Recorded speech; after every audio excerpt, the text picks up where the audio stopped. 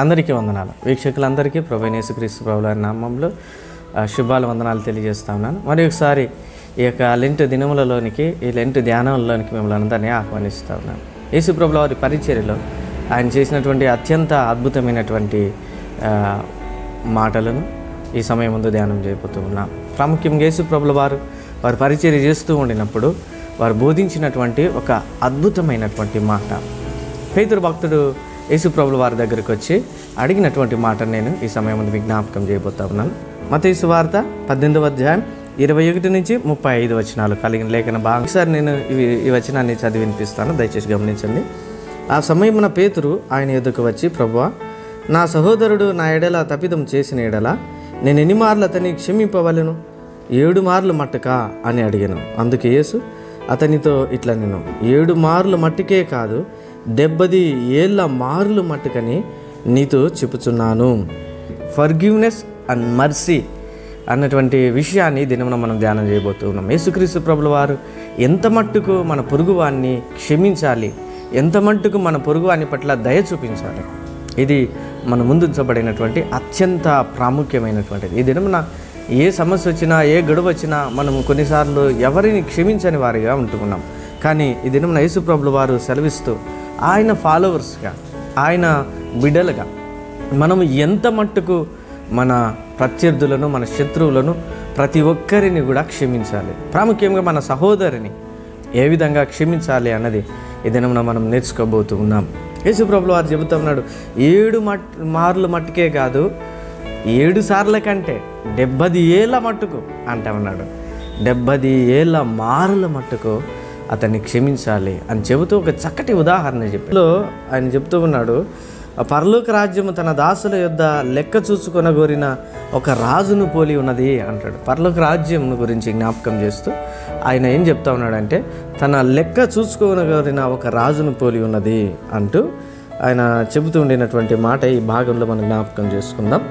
అందులో మనం చూసినప్పుడు అతడు లెక్క చూసుకుని మొదలు పెట్టినప్పుడు అతనికి 10,000 తలాంతులు ఇంచుమించు 3,600 రూపాయలు అని అర్థం. 10,000 తలాంతులు అచ్చి ఒక దాసుని పిలిచి అతన్ని తన యొక్క అప్పును తీర్చమని అడిగినప్పుడు అతడు నా దగ్గర ఏమీ లేవని చెప్పగా అతనిని, అతని ఆస్తిని, తన ఇల్లును, తన పొలములను, తన భార్యను, పిల్లలను అమ్మి తన యొక్క డబ్బును కట్టమని అతడు ఆజ్ఞాపించడం మనం చూస్తూ ఉన్నాం. ఆ సమయం మందు ఆ దాసుడు తన యొక్క యజమాని యొద్ద పాదముల మీద పడి అతన్ని, నా ఎడల కొంచెం ఓర్చుకోమని, నీ అప్పంతా తీర్చెదను అని వారు జ్ఞాపకం చేసినట్లుగా మనం చూస్తూ ఉన్నాం. కోరుకున్నట్టుగా అతన్ని విన్నవించుకున్నట్టుగా చూసినప్పుడు అతని ఎడల ఆ యజమాని జాలిపడి అతన్ని క్షమించి అతని అప్పంతటిని క్షమించి వేశాడు. అయితే అతడు బయటికి వెళ్ళి తన తోటి దాసుడైనటువంటి వాడు తనకు కలిగినటువంటి అప్పులు 100 దేనారములు అని చెప్పబడింది. సో 100 దేనారములు అనగా ఒక దేనారం ₹1/2, సో ½ రూపీ. సో 100 దేనారములు అనగా జస్ట్ ఒక 50 రూపీస్ కలిగినటువంటి ఆ మనీ కోసం తనతోటి దాసుని హింసించడం మనం చూస్తూ ఉన్నాం. హింసించడమే కాదు, డబ్బు కట్టమని అతన్ని శ్రమ పెట్టడము, అతని గొంతు పట్టుకోవటం ఈ భాగంలో యేసు ప్రభుల వారు చెప్పినటువంటి ఉదాహరణలు కనబడతాయి. గొంతు పట్టుకొని అతన్ని చెరసాలకు వేయించి అతన్ని శ్రమ పెట్టబడినప్పుడు తన తోటి దాసులందరూ విని చూసి ఈ విషయాన్ని యజమానునికి చెప్పటం, యజమానుడు ఈ సంగతి తెలుసుకొని తిరిగి ఆ దాసుని పిలిపించి, అప్పుడు వారి యజమానుడు వారిని పిలిచి, చెడ్డదాసుడా, నీవు నన్ను వేడుకొంటివి గనుక నీ అప్పంతయు క్షమించి తిని, 33వ వచనంలో ఉంటుంది, నేను నిన్ను కరుణించిన ప్రకారం నీవును నీ తోడి దాసుని కరుణింపవలసి ఉండేను కదా అని వానితో చెప్పటం మనం చూస్తూ ఉన్నాం. అందుచేత వాని యజమానుడు కోపపడి తనకు అచ్చి ఉన్నదంతయు చెల్లించే వరకు బాధపరచు వారికి వాణ్ణి అప్పగించాను అంటూ యేసు ప్రభుల వారు చాలా అద్భుతమైనటువంటి మాట చెబుతూ ఈ మాటను గురించి జ్ఞాపకం చేస్తూ ఆయన మాట్లాడుతున్నటువంటి మాట ఏంటంటే, మీలో ప్రతివాడును తన సహోదరుని లేదా తన సహోదరిని హృదయపూర్వకంగా క్షమింపని ఎడల నా పరలోకపు తండ్రియు ఆ ప్రకారమే మీ ఎడల చేయనెను. సో మనము మన పొరుగువాని ఎడల ఏ విధంగా దయ చూపిస్తూ ఉన్నాం, ఏ విధంగా ప్రవర్తిస్తూ ఉన్నాం, ఏ విధంగా క్షమించగలుగుతూ ఉన్నాం, క్షమాపణ గుణం కలిగి ఉండాలని దేవుడు నన్ను పిలుపునిస్తూ ఉన్నాడు. కొలసీలకు రాసిన పత్రిక 3వ అధ్యాయం 12వ వచనం నేను చదివి వినిపిస్తాను. కాగా దేవుని చేత ఏర్పరచబడిన వారు పరిశుద్ధులను ప్రియులైన వారికి తగినట్లుగా మీరు జాలి మనస్సును, దయాలత్వమును, వినయమును, సాత్వికమును, దీర్ఘశాంతమును ధరించుకొనుడి అంటూ ఉన్నాడు. అంతేకాదు ఎవడైనను తనకు హాని చేసినని ఎవడను కొనిన ఎడల ఒకరినొకడు సహించుచు ఒకరినొకడు క్షమించుడి.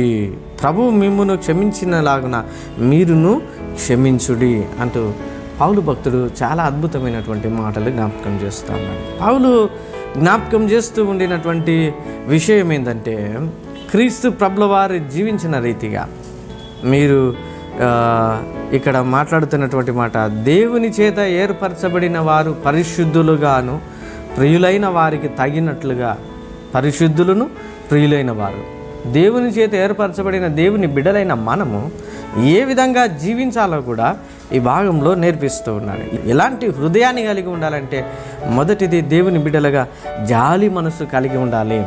మనలో చాలా మటుకు ఈ జాలి హృదయం, జాలి మనసు అన్నది ఉండదు. కఠినమైనటువంటి హృదయం కలిగి మనం కొన్నిసార్లు ప్రవర్తిస్తూ ఉంటాం. అలాగే రెండవ విషయాన్ని జ్ఞాపకం చేస్తూ ఉండినటువంటి మాట ఏంటంటే, ఎవడైనను తనకు హాని చేసినని ఒకడు అనుకుని ఎడల ఒకరినొకడు సహించుచు ఒకరినొకడు క్షమించుడి. మొదటిది జాలి కలిగి ఉండండి అంటాడు. అదే రీతిగా 13వ వచనంలో ఒకరినొకరు క్షమించుకొనుడి అంటాడు.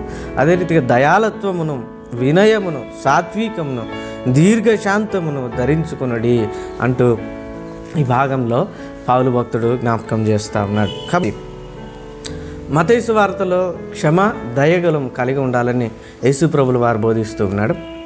అదే రీతిగా పౌలు భక్తుడు ఏమిటో ఉన్నాడంటే, నూతనమైనటువంటి జీవితం కలిగిన వారిగా, క్రీస్తునందు నూతనమైనటువంటి బిడ్డలుగా ఉండినటువంటి మనము కూడా ఎలాంటి హృదయాన్ని కలిగి ఉండాలి అంటే, జాలి హృదయం కలిగి ఉండాలి. ఎందుకనగా క్రీస్తును ప్రతిబింబించే వారిగా ఉండాలి. సో దయాలత్వం, వినయం, సాత్వికం, దీర్ఘశాంతమును ధరించుకొనుడి అంటూ ఉన్నాడు ఈ దినమున.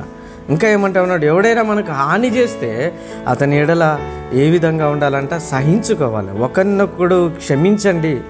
క్రీస్తు మిమ్మల్ని క్షమించినలాగున మీరును క్షమించుడి. సో క్రీస్తు ప్రభుల వారు మన పాపములను క్షమించి తన కుమారుడిగా చేసుకున్నటువంటి విషయాన్ని జ్ఞాపకం చేస్తూ ఉన్నాడు.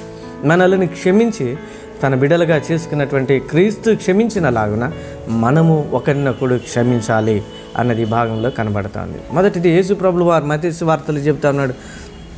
పరలోక రాజ్యం గురించి జ్ఞాపకం చేస్తూ, మీలో ప్రతివాడును తన సహోదరిని హృదయపూర్వకముగా క్షమించని ఎడల నా పరలోకపు తండ్రియు ఆ ప్రకారమే మీ ఎడల చేయును. సో తండ్రి అయినటువంటి దేవుడు మన ఎడల ప్రేమ కలిగి క్షమించాలి మన పాపములను అంటే, మనము కూడా మన పొరుగు వారిని క్షమించాలి, దయ కలిగి వారి పట్ల ప్రవర్తించాలి అన్నది మత్తయి సువార్తలో యేసు ప్రభుల వారు చెప్తున్నాడు. పౌలు భక్తుడు ఏం చెప్తా ఉన్నాడంటే, క్రీస్తు ప్రభుల వారి దేవుని బిడ్డలుగా, పరిశుద్ధులుగా, ప్రియమైన వారిగా ఉండాలి అంటే మాత్రం తగినట్లుగా జీవించాలి. ఎలా జీవించాలి? జాలి హృదయం కలిగి ఉండాలి, దయాలత్వం కలిగి ఉండాలి, అంటే దయ కలిగిన వారిగా ఉండాలి, వినయం కలిగి ఉండాలి, సాత్వికం కలిగి ఉండాలి, దీర్ఘశాంతం కలిగి ఉండాలి. సో అన్నింటిలో అందరినీ మనం ఓర్చుకునే బిడ్డలుగా ఉండాలని దేవుడు జ్ఞాపకం చేస్తుంది. క్షమించని సేవకుడి ఉపమానం క్షమాపణ యొక్క ప్రాముఖ్యతకు శక్తివంతమైన ఉదాహరణగా ఉంటుంది అని కేర్సన్ అనే పండితుడు జ్ఞాపకం చేస్తూ ఉన్నాడు. అంతే విధంగా ఏమంటా ఉన్నాడంటే, క్షమించడానికి సేవకుని నిరాకరణ క్షమించడంలో విఫలమైన పరిణామాలను స్పష్టంగా గుర్తు చేస్తూ ఉంది అంటాడు.